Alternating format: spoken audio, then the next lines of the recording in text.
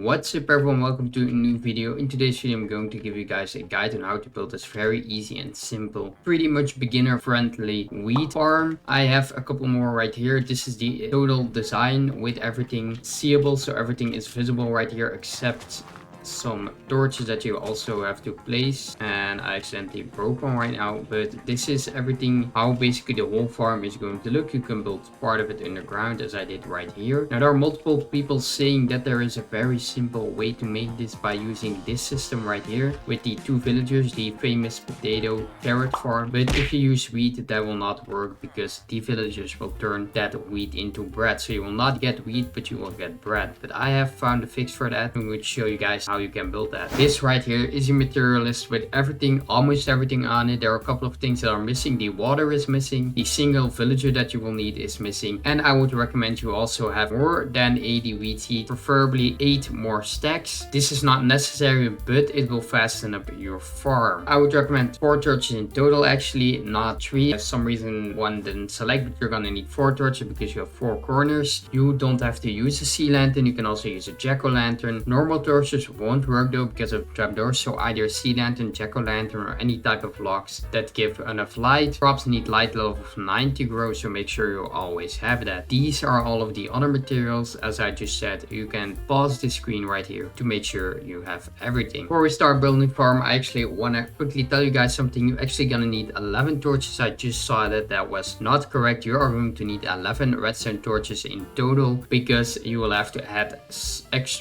two extra ones at the end, which I will tell you, but just make sure you have 11 torches, redstone torches. Okay, once we have all the materials to build the farm, we can start building it. First thing you're going to do is choose your area. You're going to need a 9 by 9 area, and then also an extra layer to block it off so the villager doesn't escape. But before we do that, we're actually going to go below the farm. We're going to dig out this spot right here so we can grab our trapdoor, go below here.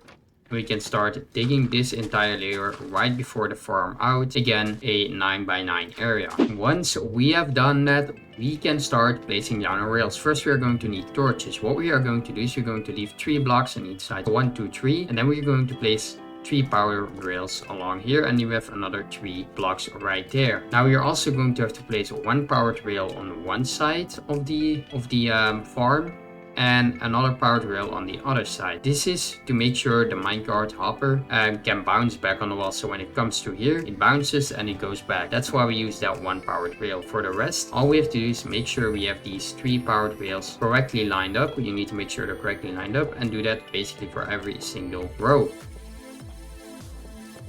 Now we have the powered rails, but they're not actually on yet. First thing, or to make them actually go on, we have to go lower and we have to go below here and start placing our redstone torches right here again. 9 rows, because we have 9 rows of powered rails. Once these are on, you can see that the power rails have activated, except of course these one we have to make sure we activate these as well. So go to the corners of your farm and make sure you activate every single powered rail. Now that all of our powered rails are powered, we can almost fill in the rest of the rails. The only thing we have to do is grab a chest, place it down for the collection system, and right now we can choose how many hoppers we want to add, although there is a maximum. If you place a hopper next to a redstone torch, it won't work, so you have to watch out for that. What I would recommend is you place just a 5 row and make sure all of the hoppers go into the chest, and right now we have a pretty fast collection system. Now that the collection system has been made, you can go below the farm and you can now start placing in your rails. To place in your rails, I would recommend you start at one of the corners and you just fill in and make sure you make your rounds correctly.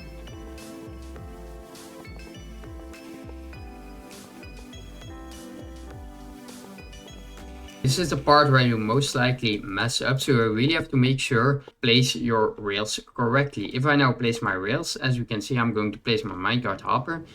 If you don't have that one, you should definitely grab it right now. And as you can see, if you place it, it goes around and around. Bounces back. I accidentally missed it. We'll watch it again. It will bounce back from that wall. As you can see, it bounces back, which makes sure that the minecart keeps going. So that's why we have those powered rails in the corners. Now that that is done, you can either leave this open, you can block it if, it doesn't matter. Next thing is we go actually make the farm. We count 1, 2, 3, 4. So this is the middle. And you have to make sure we have 1, 2, 3, 4 on this side as well. What we do right now is we place a slab down to make sure the water doesn't go towards our rails, and we can start placing down our crops. So all we have to do is make sure we turn it into farmland and then place our crops.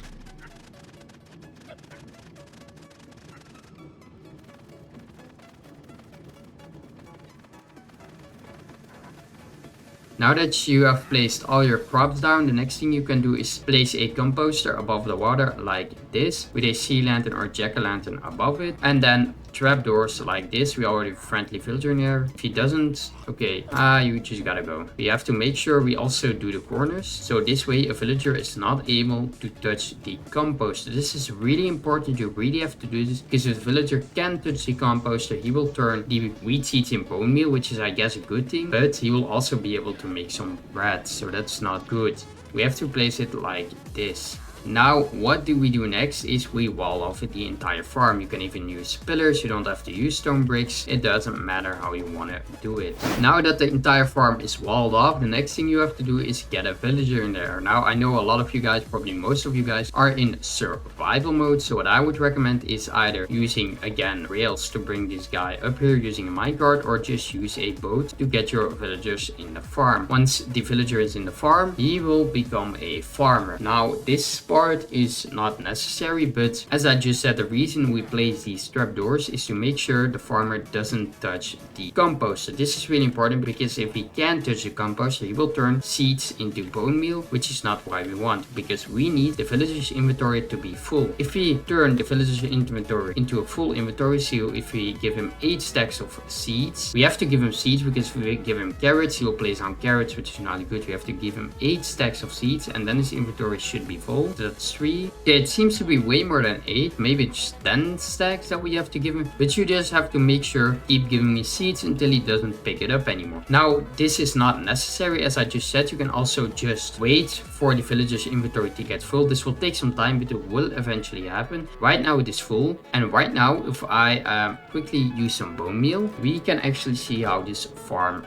works. So if I just quickly make sure we have a little bit of wheat growing right here, this farmer can start looting it up, and once he loots this up, he will drop the wheat, because he cannot pick up the wheat, and that means the wheat stays on the ground, and because it stays on the ground, the rail will be able to pick it up. So all we have to do is wait a little bit. As we can see right here, we have a dropped wheat piece, and the villager cannot pick it up because his inventory is full of seed. Now he does plant a seed, but he picks up like 2 or 3 extra, so his inventory will always be full, because it dropped 1 seed, but it drops 1 wheat, but 3 seeds, so his inventory will always stay full, because he will place 1 seed back and pick up 3. These are the extra stacks that we throw at him, but we have 3 wheat pieces already, so this is really going great. As I said, it's not that difficult of a farm. All you have to do is make sure it doesn't touch the composter, and make sure your rails are okay. The rest is just walling off and placing down some crops. As you can see here, his inventory is too full, so he dropped the wheat seed as well, and we will even get some wheat seed back from this. So this is a really great farm. We have some wheat right here, 2 pieces. Actually see he picked up some wheat seeds, but not all of them. And right here,